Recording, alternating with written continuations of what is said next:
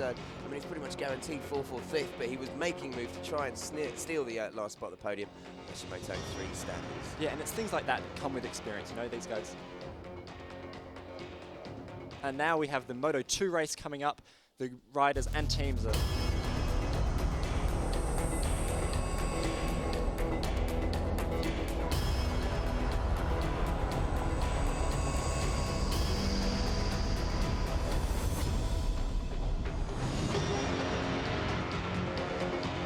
Welcome to Mob Mellow then for the next round of the FIMCV Repsol Championship. We are gearing up for the Moto2 European Championship race today. One race of 17 laps around the 4.7 kilometre circuit de Barcelona-Catalunya. As you can see there are 5 left-hand corners and 8 right-hand corners, and touched on earlier, it's actually Edgar Pons, the Virginis Amaryllis HP40 team, who has been dominant so far this weekend. We'll see in a second his qualifying performance, but just to recap, there are 2 qualifying sessions on a Saturday, 1 race today after we had 2 races at the previous round, 26th of April at Circuito de Algarve in Portugal. Yeah, with Moto2 not travelling to Le Mans with Moto3, lots of these guys are, you know, really raring to go after a pretty long break between rounds. So they'll definitely be out there to, you know, get back into the swing of things and looking to put in some strong performances. And as you said, Edgar Pons really showing a strong performance this weekend so far. Well, so far in the championship, Edgar Pons and Vierge are leading the standings, aren't they, with exactly the right points. They've got 1 race win and 1 second place each between them. Yeah.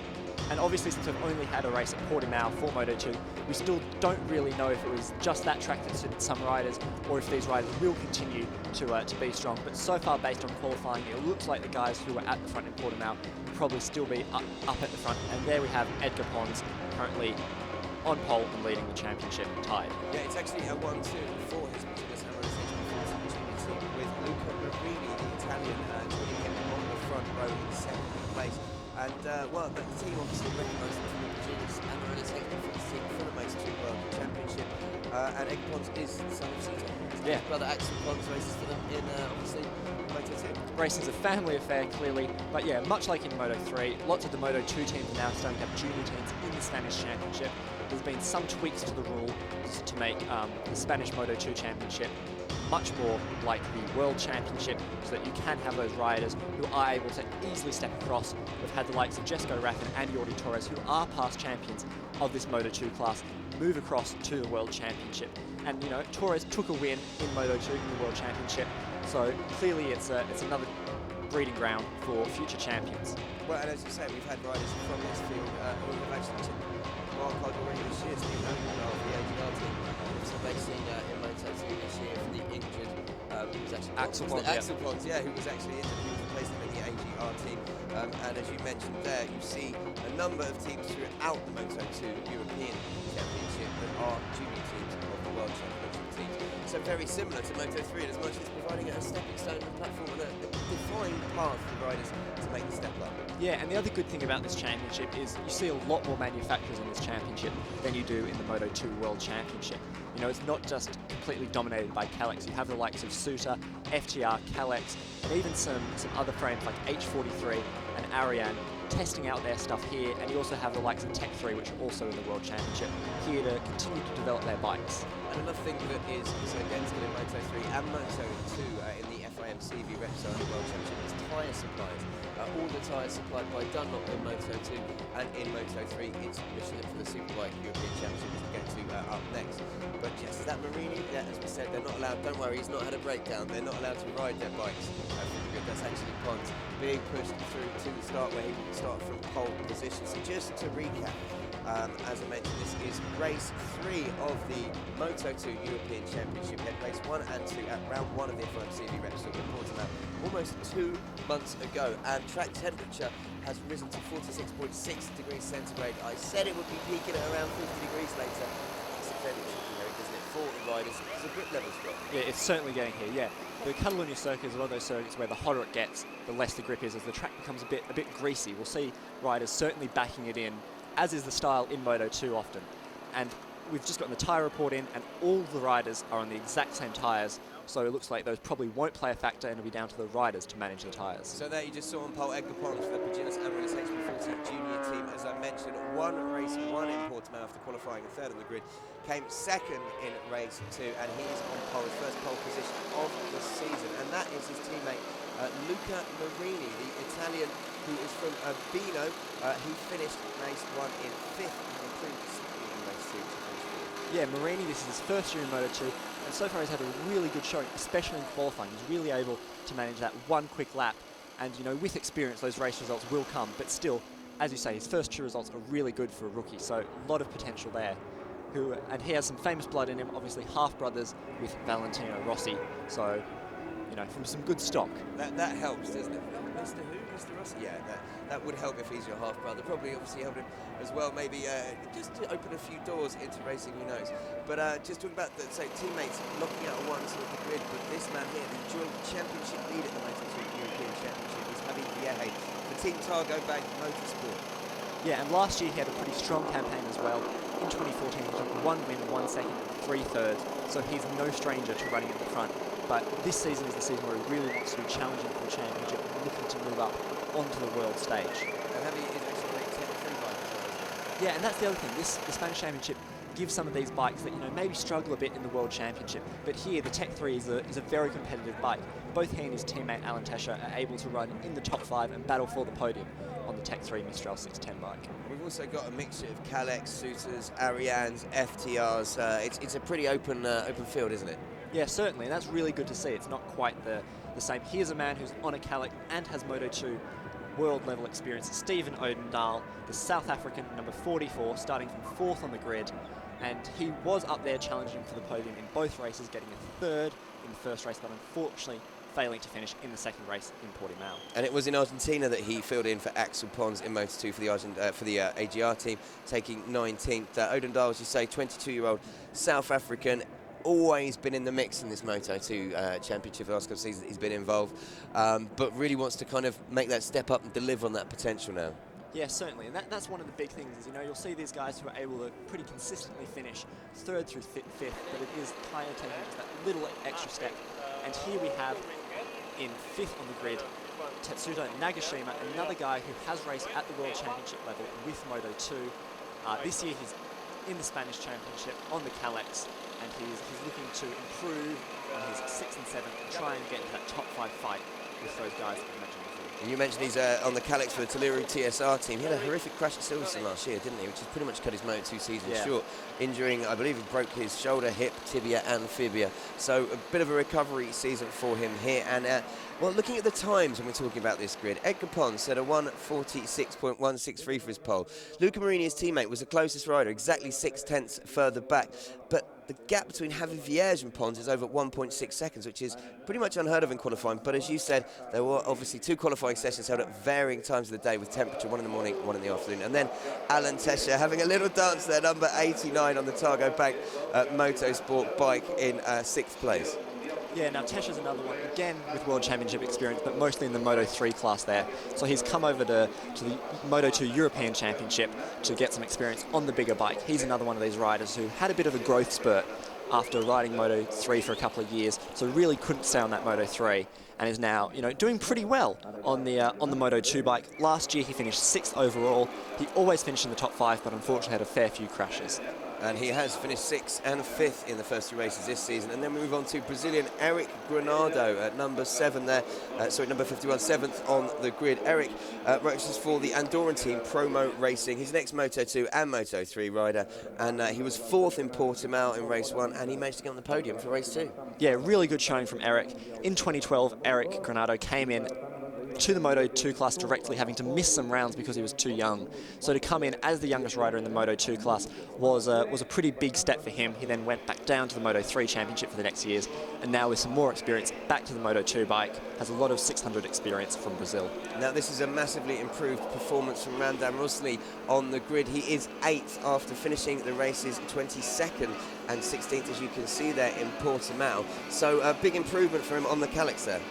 Yeah, certainly, and he's another one who, along with Edgar Pons, he wildcarded at the Moto2 round just last week, so clearly having that extra track time has helped, and he's gone 0.6 quicker than his Moto2 qualifying time. And that's something to mention. Edgar Pons' pole time here would have put him 4th place in the Moto2 race. The World Championships held here last weekend. So that goes to show you the kind of level of performance that these guys are doing. You know, this is really, really top level racing. Yeah, and it also shows that the machinery is also comparable and competitive. You know, it's the same sort of engines, same sort of bikes, same sort of tyres, so everything is level. And here we have Federico Fellini, an Italian hopeful, and another one who trains with Valentino Rossi at his flat track ranch. You know, there's a lot of hype around him, and he's really one to watch. He had some pretty disappointing results in Portugal, but is right up at the sharp end this weekend. Yeah, no, totally. He's 19 from Bologna. He unfortunately didn't finish either race in Portugal after qualifying in 33rd, but qualifying in 9th today at the back of the 3rd row. Again, a huge improvement from the young Italian. And, you know, it's interesting to see how many of these young Italians are or have some involvement with or coached by Valentino Rossi. Yeah, certainly Rossi's one of those guys trying to help bring through young riders. And here we have Xavi Cardalus, the Andorran rider, riding for the Andorran team. So really a national effort there on the Calix bike. He's just 17 years old. Yeah, Promo Racing, as I mentioned, the team from Andorra. And Cardalus, as you mentioned, actually from Andorra himself, didn't finish in the 2nd race in Portimao, but claimed a very good 10th position in the 1st race, and only 17 years of age. Let's have a look at the official starting grid. So your front row then, as we mentioned, Edgar Pons beating his time by over a second for the Moto2 World Championship last week when he qualified in a 1:46.163. Marini and Vieja completing the front row, with Odendal, Nagashima and Tesha on the 2nd.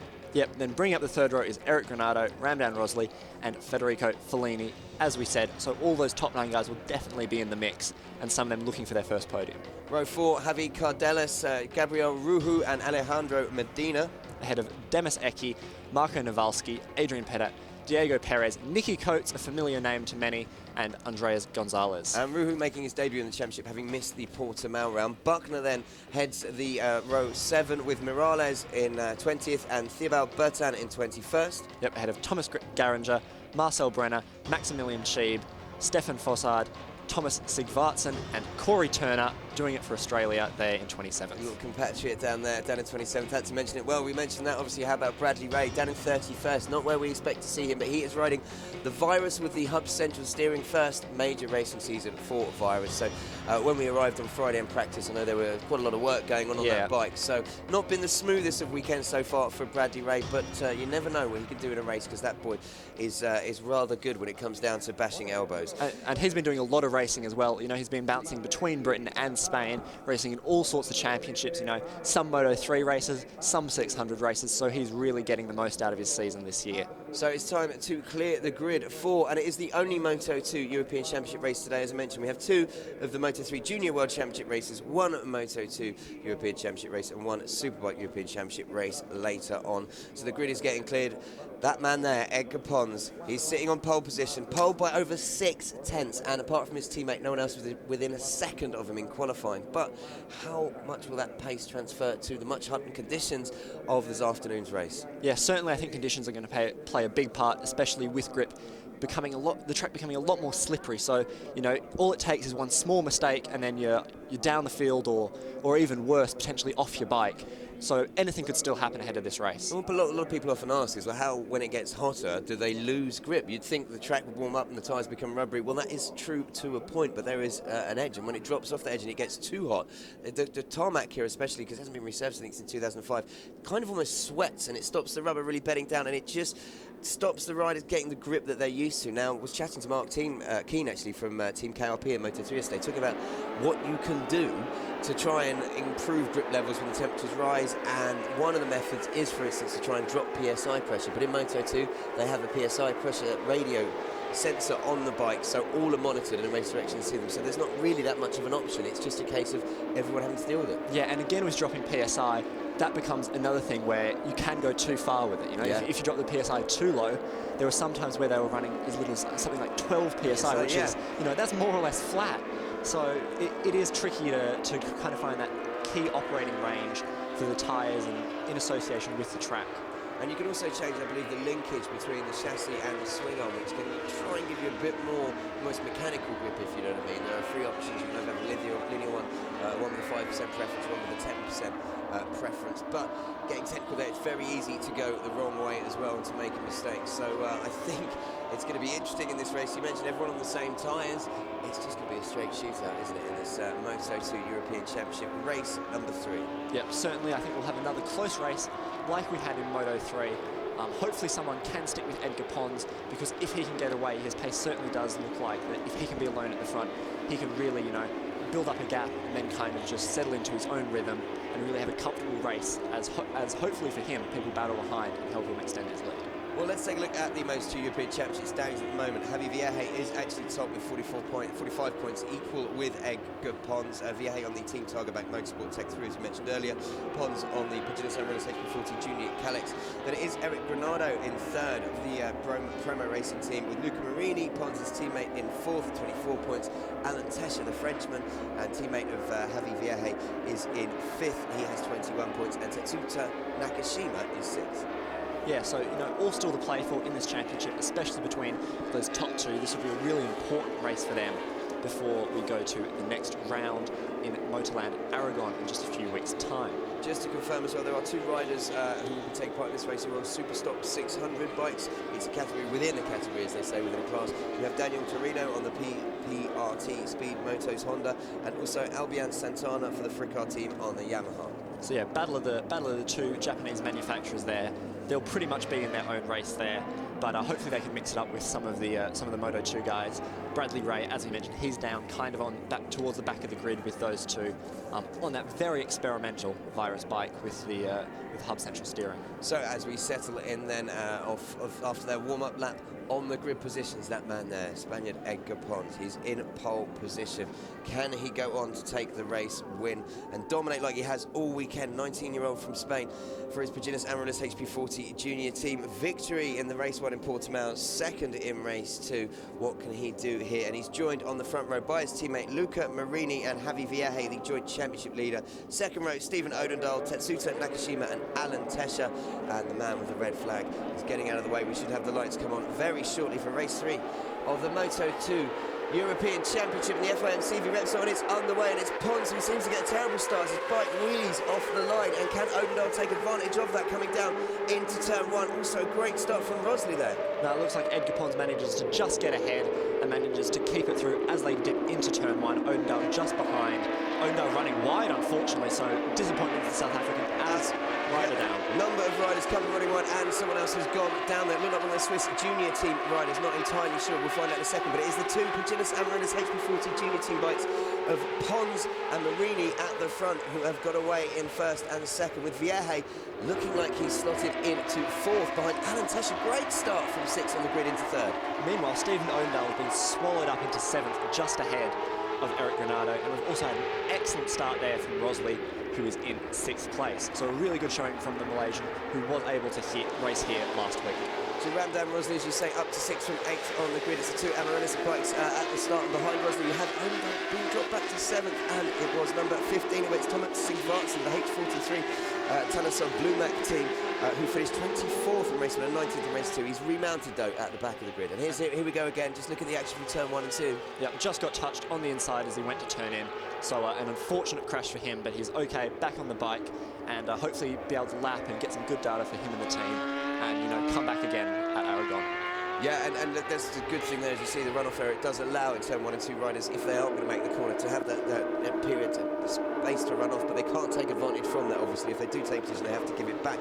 But let's get back as well. We are at the front, as I say, Pons with Marini in from Tescher, Vierge, Nagashima and Rosley. Yeah, and Pons is already starting to open up a bit of a gap, it looks like, as Marini tries to hold up the Tech 3 just behind him. But certainly Pons has gotten a pretty strong start, and there'll be no slipstream benefit for any riders behind, as Pons is half a second ahead of Marini and Tescher just there. Tescher on the brakes, up the inside, leg out, get it stopped. I think Tescher knows, and I think Vierge will know that he'll have to get past Marini, because as you say, he would be a rather good roadblock for his teammate, trying to hold up the riders down the road. So they want to not let Pons escape at the front, which he's done before, and Tescher, as I say, into second ahead of Marini, with his teammate Vierge in fourth. Yeah, Tescher, a French rider on a French bike, that Tech 3 bike built at the Tech 3 workshop in France. So really a good national effort from him, as Luca Marini sits in behind him Tesha looks to already be gaining on Pons ahead, as you know, none of these riders want Pons to get away because his pace is really, really strong. Yeah, Pons the only man in the last lap to lap with a 1:49.8. In fact, only two others, even laps in the 150s, everyone else in the 151s or more. There's a yellow flag as well. We've got turn 10 that we can see here. And Sigvartsen unfortunately having to pull into the pits after his early crash. But a really good start from Bradley Ray on the Virus, up into 23rd, having started 31st on the grid. So making up a decent number of places on that first lap as the front riders drop down into turn 10. Edgar Pons getting it a bit sideways already. And what do we say about 17-year-old Bradley Ray? He loves getting involved come race day. Nightmare in qualifying and practice. But Marini retaking second there from Tesha, which is good for him. Good news for his teammate Pons at the front, because as you say, he will want Marini to not act as a roadblock. There's no team orders or anything like that, but it would be handy for him to obviously hold up the chasing pack and let Pons establish the lead. But it would be interesting as well in this category to see how the tyres wear over the course of race distance. Yep, certainly. And that second group of riders has gone from 2 riders to 4 as Vieja and Odendahl join up as Marini and Tesha battle, slowing each other down. And now it's all tucked in as tight as you can get as they zoom down the straight. And Odendahl here looking to make a move maybe on Vieja, as we say, the joint championship leader. Is he going to take him? Yes, he is into turn 1. So it is, as we stand, Edgar Pons, Luca Marini at the end of lap 2. Alan Tesha, Vieja in 4th, Odendahl 5th, Rosli 6th, Nagashima 7th, Medina in 8th, Granado 9th, and Fellini, we talked about earlier, down in 10th. Yeah, and the fastest lap of the race so far for Stephen Odendahl, a 1:47.27, as he moves up ahead of Vieja into that second group, trying to just sit behind Tesha and wait for his moment to overtake. Oh, and it looks like we have another rider down here. This is Ramdan Rosli. Oh no, crashing out. And yet, as we see him drop down the timing screens, that's disaster for Rosli, who had started in 8th, worked his way up to 6th. But there's some damage to the bike. They're not quite sure what happened. Yeah, and an unfortunate end for the Malaysian rider, looking for a strong result, having already had a race here in the World Championship. So, bitter end for him, but hopefully he's okay. And there's Tesha retaking, I should say, sorry, Tesha. Marini retaking Tesha for second place, and as you said, Odendahl definitely on the back of that group with Vieja. But look at Pons at the front, he's already open lead. It was 1.5 seconds last time when they came across the line, it's now 2 seconds. So, his teammate Marini, who obviously will be wanting to get a podium for himself, doing a great job really holding up these guys behind him. Having said about Pons' lead, he was all over the shop going into turn 10 there, sliding it about, trying to get it stopped. So, you know, he'll have to try and smooth it out a bit. That is, I remember from Portimao, honestly, you'd be surprised at just how much he gets that bike out of shape. He's almost like a Sam Lowe's. He likes to be right on the edge, and you'll see him doing that a lot, but unless we're seeing the evidence of tyre wear already after 3 laps, it could be, as you say, it's so hot out there, we really don't know what the conditions will be like in the, how quickly the tyres will deteriorate. But as they come across the line, Pons has increased his lap by another 0.2 to 2.2 seconds. And Tesha nips into the lead of that second group, into second. Odendahl had a bit of a look as well, but just couldn't get there on the brakes. Again, we see riders going 3 abreast into turn 1. Great stuff. Yeah, brilliant. Tesha then into second ahead of Marini. Odendahl just settling into a place there 4th. He wants to let these guys fight out in front of him, but Pons get away at the front. But look at Pons, the only man lapping in the 1:47s last time around, well, the 1:47.2. Odendahl managed to 1:47.8. Everyone else in the 1:48.49 or much more. So he's definitely a pass. Look at him getting the back out coming to that. Absolutely beautiful to watch, just sliding through these corners. Magnificent to watch, even with his big lead. It might not be that close to the race at the second, but certainly watching someone slide a bike like that gets me up in the morning, that's for sure. He's just got an incredible style, as I say. It's reminiscent of a Marquez or a Sam Lowe's in as much that it's right on the edge, and it really wants to kind of like get the most out of that bike, and that's probably why he is napping. As I said, 6 tenths quicker than anyone else out on circuit at the moment. It looks like it's going to be very hard for anyone to catch him. Yeah, certainly. And another really strong starter was Corey Turner. The Australian was up into 17th, making up 10 places already, having started on 27th on the grid.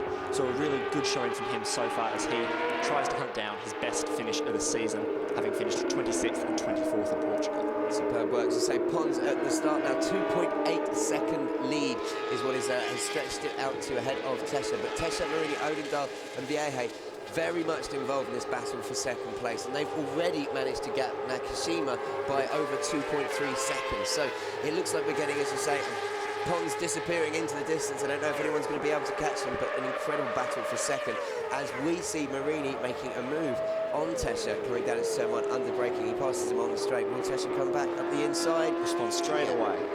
But, oh, no, Marini manages to just nip ahead of him. That's the advantage of turn 1, is you are able to take a slightly wider line into it to then cut back in case someone has tried to overdo you on the brakes. Totally, as you say, when you flick it left into turn 2, you can have the inside line. So it's almost like a kind of block pass in the second section of that corner, but Pons at the front, just gapping them. And here comes Tesha on Marini, and yeah, straight away retakes second place. Yeah, it looks like this battle for second is going to rage on throughout the race. It doesn't look like any of this four are going to be able to break away. You know, we have Tesha and Marini really duffing each other up, but there goes Odendal just up the inside of Marini, gets into third, and Odendal will be waiting, trying to get past Tesha. Odendal sitting up and looking across at Marini there. Bit of an odd move. Yeah, he seems to run a little bit wide. I'm not sure if he went onto the rumble strips, but he's now dropped to the back of this group. That's be racing. In 1 minute you're in second, the next minute you're back in fifth and sixth. So he's having to settle back there, as you say. Tesha then retakes second place, ahead of Marini, Vierge and Odendal. Yeah, Tesha really looking comfortable at the front of this group, as Edgar Pons, again, completely sideways into turn 10. 3.5 seconds a gap now Edgar Pons has over Tesha, so I think we can say he's disappearing off into the distance. He'll probably not have to go that fast at the moment, unless there's something we don't know about the tyre degradation later in the race. His lap times are almost consistently half a second faster than the guys behind him, so that gap is just going to continue to grow and grow if he can keep up this pace. Yeah, it looks like he might have the settings, and as you say, actually benefited hugely, not only from the tests they had here, but, and there is, obviously, Alex Rins. And with Axel Pons, older brother to Edgar Pons, Rins having a bit of fun there with Axel. You know, enjoying their weekend off. Schoolboy genius. But yeah, as you say, Pons having raced here in the Moto2 race, obviously benefiting from the data and the experience of going around here because yeah, he looks class above this field at the moment. But Marini retaking second. Look at Vierge putting that move on Odendal into turn 1 at the end of the straight. Yeah, certainly starting to make a move here. He kind of sat back there for a bit, you know, assessing where everyone was strong and weak, but now he's really starting to make his charge, looking for a way through on his teammate already. It looks like he's really, you know, turned it up a bit for this lap. And there are battles going on throughout the field. As mentioned, the battle for 6th between Nagashima, Granado and Medina is hotting up. And then just behind that, you've got Cardenas and Fellini in the battle for 9th with Petit just there behind them. And then you have Eki, Ruhu, Bertan, all involved with Nicky Coates for the battle for 12th. So, in other words, groups separating themselves amongst the field. But it's this battle for second place that we're watching here now with Marini in the lead ahead of Tesha, his teammate Vierge, and then Stephen Odendal on the AGR bike. A lot of leg dangling going on in this Moto2 race. All the riders getting their foot off the peg. We see that a lot in the World Championship across all the classes. Riders, you know, getting their leg off, help get them stopped on the brakes. No one quite understands the science behind it, but if you think it makes you faster, then it makes you faster. Yeah, it was Valentino Rossi who first pioneered that, obviously, and you know they say that it's to do with the weight distribution. It helps put some weight over the back of the bike when the air hits it. Also, I think it stops someone psychologically coming up the inside. If your leg's in the way, they generally wouldn't ride over it. So there's a lot of that in Moto2, as you know, because they don't want people stepping up the inside, and all the elbow bashing action normally goes on.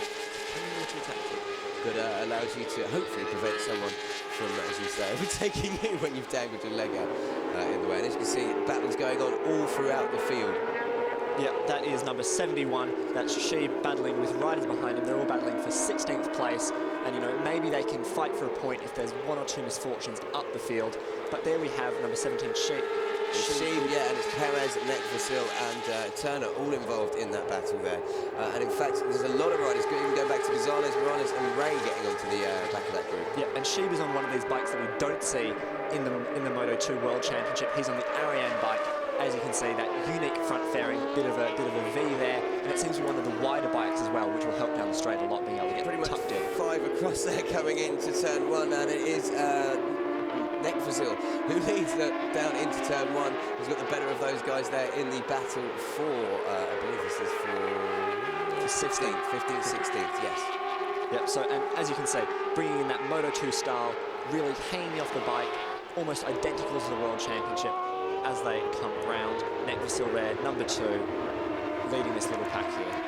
And we've got Turner as well, Corey Turner, 52 on the Australian there, ahead of Perez, number 3. But look at the gap Edgar Pons has at the front. It's almost up to 4 seconds now, 3.8 seconds. And he seems to be, well, not relaxing. He's still lapping in the 1:47s, but the late to mid, kind of like 1:47. So definitely slowing down slightly, but no one else got the pace to respond. Marini on that lap was only 1/10 slower. And the battle between Odendal and Tesha now is getting quite physical. Looked like they were quite close to touching there as Odendal tries to charge past and catch up with with Vieja and Marini ahead, as it looks like there's a tiny bit of a gap starting to emerge, so Odendaal will have to be careful to keep close, benefit from the slipstream and try and put a move through into turn 1 and 2. So as they come across the line to complete lap 7, let's have a little recap. Edgar Pons leads the race by over 4 seconds from his teammate Luca Marini. You have Javi Vieja in 3rd, Stephen Odendaal in 4th, Tesha 5th, well, that's probably all about to change. We come into turn 1, Nagashima 6th, Medina 7th, Granado 8th, Cardelas 9th and Fellini in 10th. Yeah, good move there from Marini, defend his line, get it stuck in and stay in 2nd as they come around into the big sweeping right hand of turn 3 and exit it there. Get good drive and then flick it left into turn 4. There's Sito Pons' team with Alex Rins, who rides for that team in Moto2 in the back, watching the racing. Yeah, and as you say, Pons, you may be wondering why you're not watching him, that's him there. He's disappearing into the distance, but Marini and Vieja just almost snagging each other up, but I don't think anyone has got the pace to run with Pons at the moment. But this group of 4 battling for 2nd place, as you say, Alex Rins looking on there, the Proginus Amarillas HP40 rider from the World Championship. Yep, and Rins having a really impressive rookie season in the championship. Up on the podium multiple times, pole position, so a really strong showing from him. And it'd be interesting to see if he is able to land, 1 or 2 bits of advice to Pons and Marini. He had a great comeback as well, didn't he? Because he had a couple of bad results where he didn't finish, or he had some issues, and after a brilliant start to the season, he's shown his quality to come back. But let's get involved again here. So it is, as you can see there, Marini leading from Vieja, from Odendaal, and Tesha just starting to drop off the back of this group now. It's just 4 tenths behind Odendaal. Maybe the pace getting a little bit quick for him, because Tesha, while he has obviously had a great season, his best finish so far was the 5th in race 2, wasn't it? 6th. So pretty much consistent, I suppose. He's in 5th again now. Yeah, and Marini looking really comfortable at the front of this group. And it will be interesting to see if the likes of Vieja and Odendaal can get past him, because it looks like Marini just has that tiny bit of an advantage. A handful of bike lengths there as they come down the straight. But clearly Edgar Pons continues to extend his lead, now to over 4.6 seconds. So that's an absolutely mammoth lead as Odendaal comes up the inside. And just to touch on as well, Bradley Ray, we mentioned earlier, starting from 31st in the grid up to 23rd, and Nicky Coates starting from 17th into 15th, number 65, you can see there, as we complete, well, not to complete, I suppose, lap 9, wrong lap 9, I should say. And yeah, it's battle for 2nd now. We can just see that Marini looks comfortable, isn't he? Odendaal having just taken Vieja, he's got involved, so he's moved into 3rd. Yeah, certainly it'll be this battle for 2nd to watch as Edgar Pons continues to just push and push and push, extending his lead still in the mid-147s. So he had that bit of a dip a couple of laps ago, but just able to pound out these laps and put in an incredibly impressive pace. He really is just being consistent, as you say. I don't think he's done a lap in the 148 yet, where everyone else is maybe putting in 147 and then a string of 148. So definitely looking for good see confirmation there. And the gap on the Tommy screen is actually almost up to 5 seconds now. Yeah, with Pons' last lap of 147.6, that would have still put him 2nd on the grid for this race. So it's an incredible pace to still be running at mid-race distance. Well, as you say, the temperature has risen, and it must be track temperature getting close to 50 degrees out there, if not going above it, because it is a scorching day in Montmeló, just northeast of Barcelona, for the Moto2 European Championship race. And Edgar Pons, you can see there, lapping almost half a second quicker than his teammate in 2nd. Just absolute domination of this race from Edgar Pons, and he's really going to put himself into the lead of this championship. Obviously now he'll be going 5 points, more than 5 points ahead, depending on how Vieja finishes. So we'll have to wait and see how this battle for 2nd plays out. Still quite a long way to go as they come across the lines, complete lap 10 of 17. And as you can see, as I say, Edgar Pons, visually that gap is just absolutely huge now, up to 5.5 seconds. Luca Marini, it looks like Odendaal's having a look up the inside, but he's just a little bit too far back to make a move there. With, as you mentioned, Vieja and then Tesha, teammates behind there. Nagashima in 6th place is 12 seconds back from Edgar Pons in the lead. Then there's a bit of a gap for 4 seconds back to Medina, and then Granado's on his back wheel, and then you've got Cardenas, Fellini and Petit and Ruhu all battling it out there for number 8 position. Yeah, so a lot of little battles going on ahead, but it's really this battle for 2nd that's interesting as Pons continues to just push and push and push. And it looks like the 2 Tech 3 bikes are starting to maybe drop off a bit. We have Tesha who's able to just hang on to the back of this group, but it doesn't really look like he's able to challenge any of those 3 ahead of it. Well, obviously, as you say as well, different frames, different chassis, different bikes. They're going to use the tyres rather differently. Some will be more aggressive on the tyres, some will allow the tyres to wear more evenly. So I think, as we said, we come down to the last 3 or 4 races, we're going to see riders in different stages of tyre degradation and wear. It can become very interesting. Yeah, and Tesha was really aggressive on those opening laps, so maybe those opening laps have used a bit more tyre than the rest of these riders that he's battling with, and that's costing him a bit now. But when the opportunity strikes, you have to go for it. So all up to Tesha there for his opening laps as Marini continues to start to gap this group, actually. 0.3 of a second gap opening up now as they start to go around the final closing section of this lap, start the run down to the straight. Turn 12 through there, carry as much corner speed as you can before you drop into turn 13 and keep going, barreling down the straight. He's just opening up a slight gap on Odendahl in third here, isn't he? Visually, it's a few bike lengths. As you can see, Eggers at the front. You'd think he'd be slowing down, trying to control the race. I mean, that is his style, as I say, about just getting the back out. He likes to ride on the edge, but he's increased the gap to almost 6 seconds now at the front of the field. And it is Marini, it does definitely look like he's a little more comfortable as Vierge comes up the inside of Odendahl at turn 1, but then loses out, as you mentioned earlier, as they flick it left into turn 2. Yeah, the South African really good at defensive riding, it seems. Odendahl, when he was in Moto2, he was having to be involved in this huge battle, so clearly that World Championship experience is lending him just those 1 or 2 tips to, defend his line and really make the most of being ahead and trying to stay ahead of these 2 pursuing Tech 3 bikes. But one, he's got involved in that battle with Vierge, definitely slowing up in his pursuit of Marini at the front, and I don't think Vierge is going to let him get away, because I think, as you said, it might be the fact that Tech 3's used up the tyres a little bit more, but you get the impression that he knows if he doesn't get in front of Odendahl now, he might be waving goodbye to him. Yeah, and as Marini starts to push, this would be a really good result for Luca Marini, the Italian finishing 5th and 4th last time out in Portugal. So to get on the podium potentially in just your 3rd race on the new bike would be a really good result. And it would be an amazing result, as I say, for the Virginia Amaryllis HP40 junior team, having completed a 1-2 in qualifying, if they could put that off in a race. But we still have got 6 laps to go, so a long way left in this 6 laps of the 4.7-kilometre circuit, the Circuit de Barcelona-Catalunya. We are in Catalan country, and that's the lack of adhesion flag coming out. Looks like there's potentially a bit of oil or moisture or something on the track. Oh, there we go. Wow, we've seen a bike blow up now. That is number 74, Andres Gonzalez. Now that is spewing oil all over the straight. And all over the racing line as well. That's less than ideal for sure. So it's we should see how that plays into it. The riders will be coming around now onto the straight. Let's see if it affects them. The good thing is, obviously, going in a straight line, oil is not as bad as if it was in the corner, but it's not good that it is down on track. Looks like all those riders got through safe, but we'll have to wait and see how everyone comes through there. You can have just a tiny bit of oil on your tyre, and then as soon as you tip it over, could just slide away from you. But it looks like Pons at least has gotten through there unscathed, which is good for him as he continues to just assert his domination of this race. Almost a 6-second lead for this Spanish rider. And just to say, Gonzalez did well to actually get off the racing line when he realised it was because you often see riders who don't realise that they're blowing smoke and oil all over the track going on riding, so he was aware of that. So Edgar Pons at the front, complete control of this Moto2 European Championship race here in Barcelona. He has a gap, as you said, almost of 6 seconds as we're in lap 12 of 17, and just no one really able to match the pace, and his teammate in 2nd place ahead of Odendahl at the moment. Yeah, and Nagashima, kind of the best of the rest at the 2nd. He's in 6th, and he's 16 seconds, almost 17 seconds behind Pons, and then he's almost 9 seconds off Tesha in that 2nd group. So some really big gaps emerging, but still a pretty good battle going on between Medina and Granado as they battle for 7th spot. And Pons and Marini, the gap there, confirmation 5.858 seconds. In fact, I think that's probably the first time that it may be a sign that Pons is slowing down. 1:48.2. He wasn't the fastest man out on track then. So maybe he's just decided to lift off for the moment. He's got a 6-second lead with, 5 laps remaining, so he's doing okay. Marini, though, definitely creating a big gap now. 1.6 seconds ahead of having Vierge in 3rd.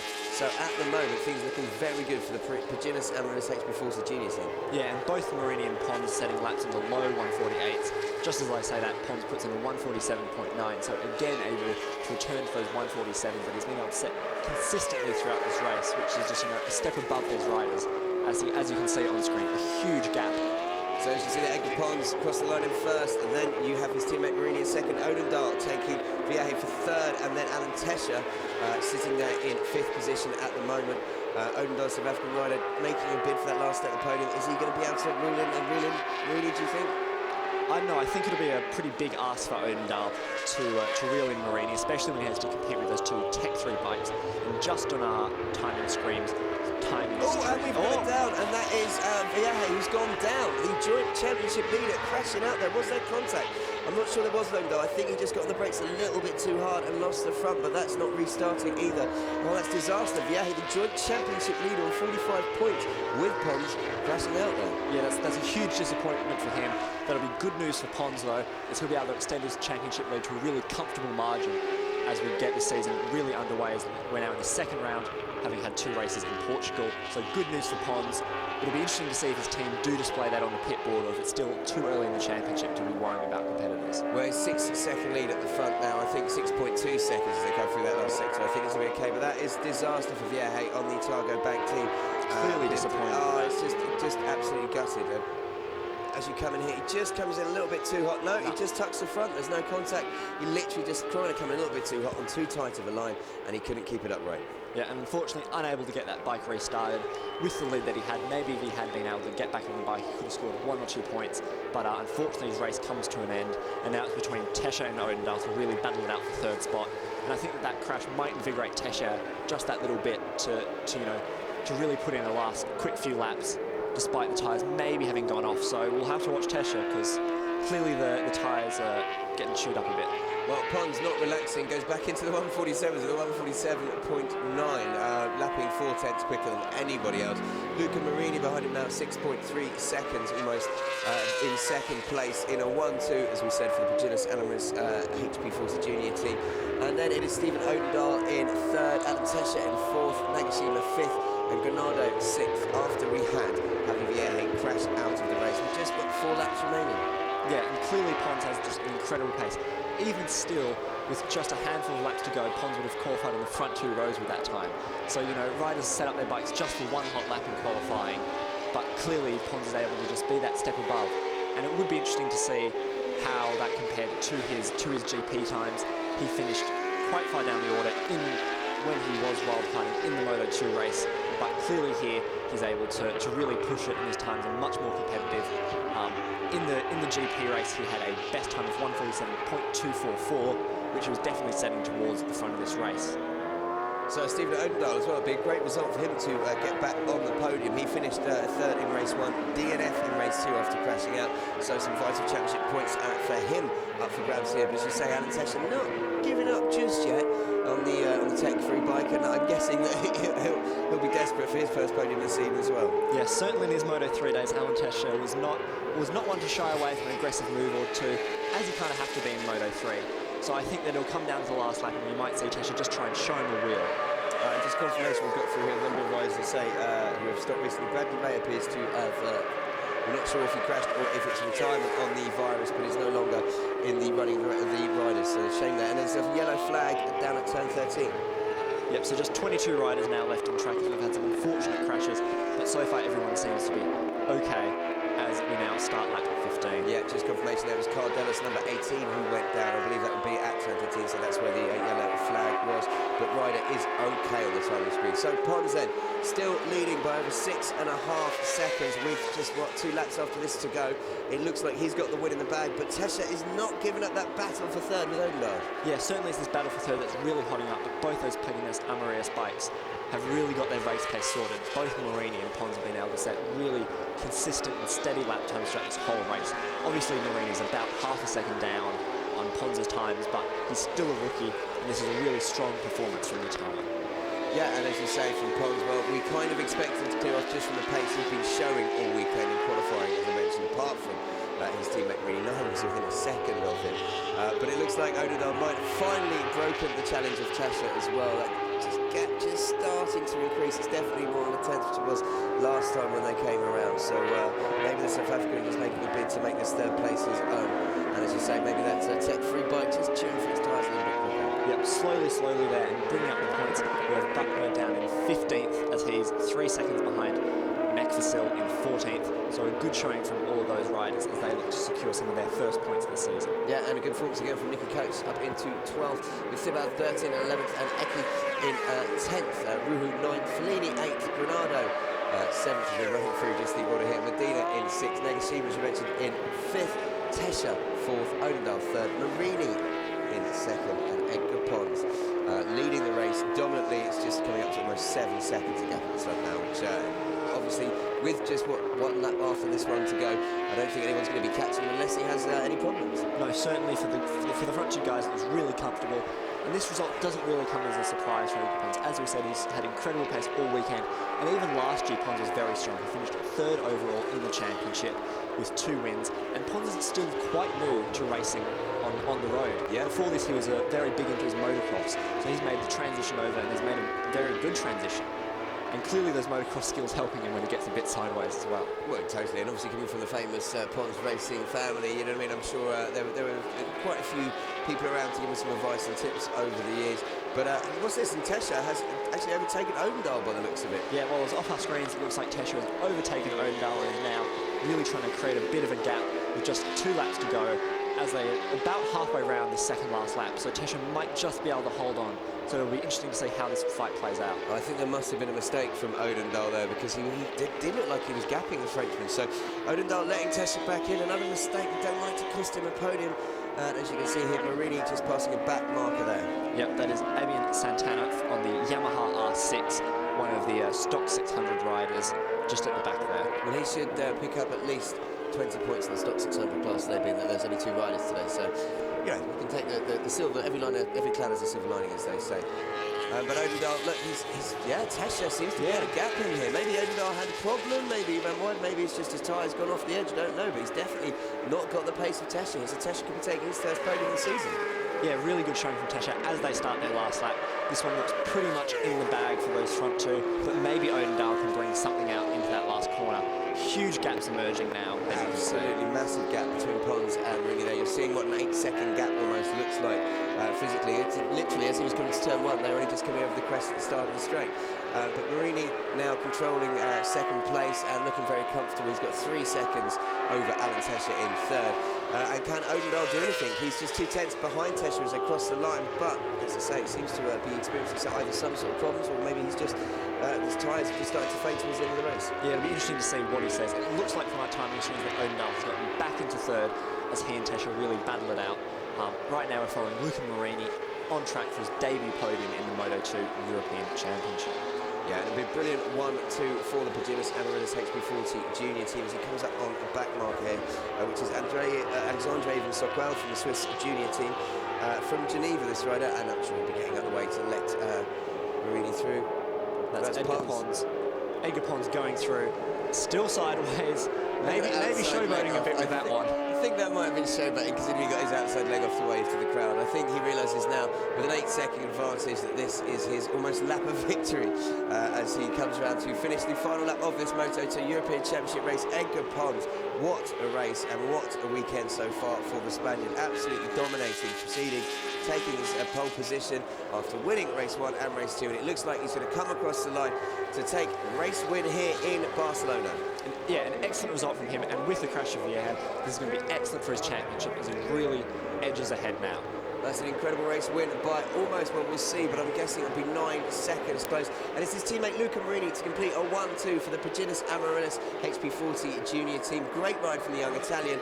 And it is Alan Tesha who just manages to nip Stephen Odendahl on the line, with Nagashima yet to cross the line, but Nagashima looking pretty set for 5th. Well, 0.014 seconds separated Tesha and Odendahl. So Tesha taking his first podium of the season. Nagashima crossing the line in 6th there, and as you can see, 3 riders battling out, just coming around that final corner for the just to complete the top 10, and it's Ruhu in 7th, behind Medina in 6th, Granado takes 8th, Fellini 9th, and Eki in 10th. So there we go, Edgar Pons, look at that, an absolutely spectacular and dominant win in the Moto2 European Championship. Pons, just 19 years of age, the Spaniard, showing his class here, but as we said, did have the advantage of riding in the World Championship last weekend at the circuit, the Barcelona-Catalunya, but he'll be happy. Luca Marini completing a 1-2 for his team. The young Italian, well, that's just a great finish for him, adding to his 5th and 4th, first time out in Portimao, 2nd place now, his first podium of the 2015 season, and a nice wheelie. Oh, well, I say a nice wheelie, that would have been embarrassing, we almost lost it there.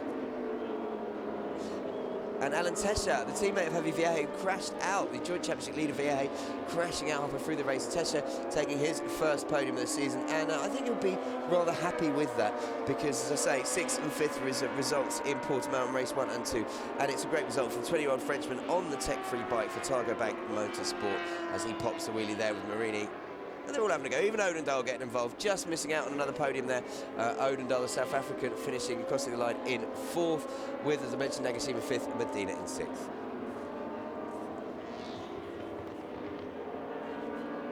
So then, a great day for the Pagilis Amaryllis HP40 Junior team. Let's get confirmation of the race victory for Egg the Pond in race 3 of 11 in the FIM-CV Repsol Moto2 European Championship. Pond's winning by almost 8 seconds from Luca Marini, his teammate, with Alan Tesha, the Frenchman, in 3rd. South African Stephen Odendaal just couldn't sneak 3rd, and he'll have to settle for 4th. Tatuta Nakashima even in 5th, Alejandro Medina 6th, Ruhu 7th, Eric Granado, the Brazilian, in 8th, and Federico Fellini, the Italian, in 9th, 34 seconds back from Egg the Pond. And as you can see there, we've got Calix's Tech 3, the Ariane of Medina in 6th, and some suitors of Ruhu and Fellini. So a mix of manufacturers in the top 9. And then moving on to number 10 is Dimas Eki, completing the top 10 with Thibaut Burton, Marco Nekfasil, Nicky Coates in 13th. Great race from him, having started down in 17th. Maximilian Sheep in 14th, Mark Buckner 15th, Perez 16th, and Julian Morales there in 16th. And actually, just having a look for Morales 17th, Corey Turner was 18th, Sockwell 19th, Torino 20th, and Santana 21st. And mentioned not finishing Vieja, Cardelas, Pitet, Gonzalez, Ray, Brenner, Frossard, Rosley, Sigvartsen, Gradinger, and Ramey. So the riders there gathering down in Parc Ferme, the 2 yellow bikes of Pons and Marini. The team very happy to be taking a 1-2 in Barcelona here. Obviously, home circuit for a lot of the Spanish riders, and Pons will be delighted to see the big crowd here we have at Barcelona to take victory. The Italian in 2nd, and it was Alan Tesha in 3rd. So 3 different nationalities, Spanish, Italian and French. We're just about to cut down to Harry in Parc Ferme to catch up with race winner Egg the Pond after his dominant victory. Pons obviously taking the race win by over almost 8 seconds, 7.9 seconds. Tesha in 3rd, a further 3 seconds back in the end, but managing to hold off Odendaal for the battle for the podium position. And as you can see, Pons just being helped over to the interview spot where he will actually be chatting to Harry, who's gone down there to chat to the race winner and the Moto2 European Championship leader.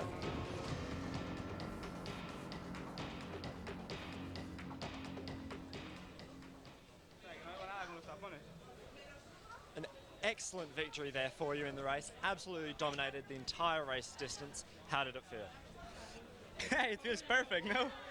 Winning a race like this is always the best thing you can do. You just push, and you know that you have this speed that the other riders don't have, so you feel really comfortable. And yes, we did a really good work, all the team. I felt perfect with the bike and really happy with this victory. And again in Spanish. La verdad es que ganar así la carrera es una pasada, ¿no? Sabes que tienes ventaja y puedes permitirte, pues, al final de carrera bajar un poco el ritmo y relajarte un poco, ¿no? Y la verdad es que es una pasada. Todo el fin de semana me he sentido muy bien con la moto, con el equipo. Hemos hecho un gran trabajo y la verdad es que muy contento de salir de aquí aún con más puntos de ventaja, así que realmente contento. Gracias. Young Egg Pons even on his victory there in English and Spanish, giving his own views. And let's have a little look at the highlights. There he was on pole position. As we said before this race, he was tied at the championship lead with Javi Vieja on 45 points. But it was all to change when things get underway. Randan Rosley there starting from 8th on the grid. But it was a start from Pons. Looked like he was getting bogged down. Bit of a wheelie as he pulled away from the line, and that might give Vieja a chance. And Odendaal with a storming start to lead us turn 1. But Pons recovered, and it was Pons, Odendaal, then Marini. But Odendaal running wide immediately to allow Pons' teammates to come through. And we lost a couple of riders down there in the first corner, people running wide and someone going down as well. But then it was Pons and Marini, and Pons just setting about the rhythm that meant he could go away at the front of the pack and completely dominate the race, to say take a victory by over 8 seconds. But the battle for second was where it was all at. You can see there Luca Marini on the second Progenius Amaryllis HP40 Junior team bike, just getting taken by Javi Vieja and Alan Tesha and Stephen Odendahl, all in the mix. Tesha, Marini battling it out, as you can see there, for second place, before Marini would later pull away. But Javi Vieja, he was in the mix for the podium, Harry, and a disaster for him. Yeah, unfortunate end for him, but clearly Edgar Pons really happy with his win. Coming into Parc Fermé, Alan Tesha was also incredibly happy for his third place, just managing to nip Odendahl to the line. And you saw a spectacular all blow up by one of the engines there. Didn't actually cause any problems during the race, which is good, and that is Vieja going down and watching his joint championship lead obviously disappear. Although I doubt there was any doubt that Edgar Pons was going to take this victory and extend his championship lead, as he does there by almost 8 seconds over his teammate Marini, with Tesha looking at just beating Odendahl to the line. Yep, absolutely perfect weekend overall for Edgar Pons, and a really good weekend for the Progenius Amaryllis Pons racing team with their 1-2. Luca Marini, first time on the podium, really happy. Everyone there overjoyed in Parc Fermé for sure. Yeah, and as you say, Alan Tesha, the Frenchman for the Targo Bank Motorsport team, his first podium of the season. And this is the actual podium. Here we go, and we have got some Carver this time out on display. So these guys are obviously old enough to, like the Moto3 riders, to enjoy a little bit of that. Apart from Luca Marini, who looks like, unfortunately, has to settle for a bottle of water. That's you've got to be upset for him, but it makes a lot of sense. So, riders about to be presented then with their prizes, as you say. We've also got the Substock 600 winner standing on the podium as well. Yep, that is Daniel Torreno on the Honda bike, able to take victory in that class. A good result from him as he continues to push for that championship alongside Fabian Santana. Yeah, and it is, as you say, there's been a couple of... Rojo was one of the riders who was involved in Portimao not here today. There will be, I should imagine, some riders coming in and out of that championship as it goes on. But we are going to see Alan Tesha, well, we see there the Progenius Amaryllis team getting presented with the team trophy. And just to remind you, the next round for Moto2 will be taking place at Motorland Aragon on the 5th of July. We'll have 2 Moto2 races. Yep, so these guys will get another chance to come back. Really important for Vieja to come back strong and to try and start closing that gap down to Pons, who now has a really, really good lead in the championship, with Vieja unfortunately crashing out, as we mentioned. Well, yeah, he was on 45 points, so he'll now move on to 70 points. So Vieja will be 25 points behind him, clear with a race win. And Pons, well, he's been dominant here, and he's looked to establish himself in every one of the races so far, and obviously looked in control in Portimao, but didn't pull off both race wins. But I think the big thing for him here was just the method in which he did it is going to give him so much confidence going forward, isn't it? Yeah, he really looked untouchable in this race, and in bike racing, confidence is such a big thing, so this result will really help to carry him on to the next round. And it will also help Luca Marini as he gets his first podium, and that'll really spur him on to keep pushing. Yeah, totally. As I mentioned, it's good to see a mixture of different nationalities on the podium. We have a Spanish rider taking the win, an Italian in second, and a French rider in third. And look, there is Alex Rins, obviously a HP40, a Progenius Amaryllis rider in the Moto2 World Championship, presenting Edgar Pons with his trophy. Yeah, great win, and the crowd cheer him on as he deserves after that excellent victory. And now it's time for the Spanish national anthem. Yeah, for the second time today.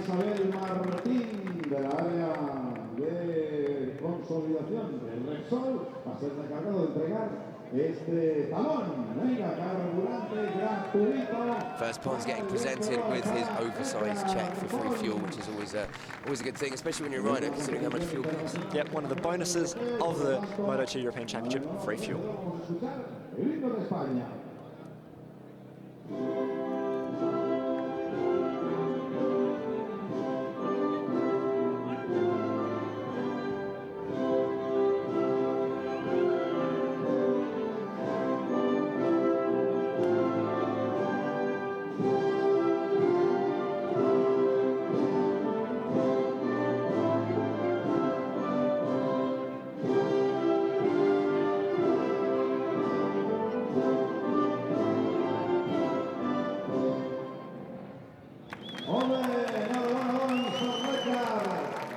So there we go.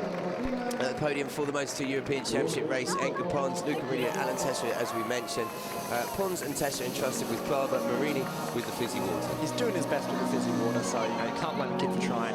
He'll get the Carver one day. Just has to wait till he turns 18. Obviously got to obey the letter of the law. Yeah, that's very true. And just a great race win for Pons and for his team. Moto2 will be very confident going into the next round, as we mentioned. With 2 races at Motorland Aragon, and as always in the Moto2 European Championship, part of the FIM Repsol, they'll get some testing time there as well. So there'll be a chance for other riders to try and close the gap, but it's looking good for Edgar Pons in the championship standings. Yeah, certainly if he can continue performances like this, he'll be pretty much untouchable, and hopefully Vieja can, really bounce back in Aragon. So let's have a look at the updated Moto2 European Championship standings after race 3 of the 2015 season. Pons is lead then by 25 points over Vieja, who stays in second, believe it or not, even though he crashed out of the race. Luca Marini, Pons' teammate, moves up into third with 44 points. The Brazilian Granado in fourth. Tesser moves up to fifth, 37, and Nagashima in sixth. Yep, and Steve Nondal in seventh, 29 points, ahead of Medina with 27 and Sheeb with 13. So, really that battle for second is still on, and it's still early in the championship, so the likes of Vieja, maybe even Marini could come back. Yeah, and let's just say Pons could easily, have a DNF in a race, so there's, by any means, there's everyone's championship. Dima Seca there in 10th with 11 points. Perez with 10. Ruhu in his first race getting 9 points, so he's moved into 12th into the championship. It's a great result for him. Marco Neck for Sil too. Yep, and just ahead of Adrian Pedet, who's ahead of Fellini, the Italian, finally scoring some points after that really disappointing round in Portugal, ahead of Miquel Pons, not related to Edgar, then Thibaut Burton and Nicky Coates scoring some more points, now on 7. So, all those riders very close. Yeah, man, and as you say, Nicky Coates taking some essential championship points. So that has been your Moto2 European Championship race from the circuit to Barcelona-Catalunya. Yep, and a packed paddock there as fans flood to the Barcelona track to check out the racing action. Yeah, beautiful skies, as we mentioned earlier, temperatures way above 30 degrees. It's pretty much the perfect day to come and watch racing as we gear up for the Superbike European Championship race.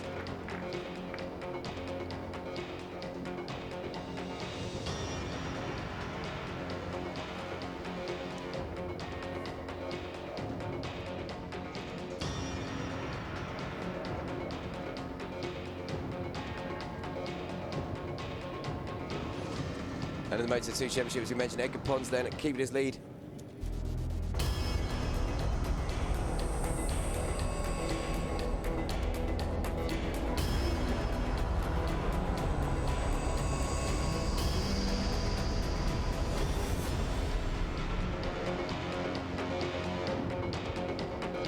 So welcome to the circuit de Barcelona-Catalunya, about 30 miles northeast of Barcelona town itself, in the little village of Montmeló, with an incredible track, 4.7 kilometres. We've got 17 laps of the Superbike European Championship, race 3 of the 2015 season. Effectively is the second round for the Superbike Championship here at the circuit de Barcelona-Catalunya, and it should be an incredible race. Harry, I'm Luke Wilkins. Joining me is Harry Lloyd from MotoGP.com, and well, Kenny Noyes and Carmelo Morales, 2 riders who have dominated this championship over the last couple of years, and well, they're going to be battling at the front today, one should imagine. Yeah, continuing their slug match, throughout the years in this championship. There's really been them 2 at the front, really battling for the championship each year. Morales this year is on the new Yamaha R1M, so he's having to develop that bike, but even having to develop that bike, he looked really strong this weekend, especially when the conditions have gotten hotter. Yeah, I mean, Noyes and Morales' rivalry stems from their time together throughout the Spanish Championship. They've raced together in Moto2, through the Stock Extreme Championships, and Noyes took the title in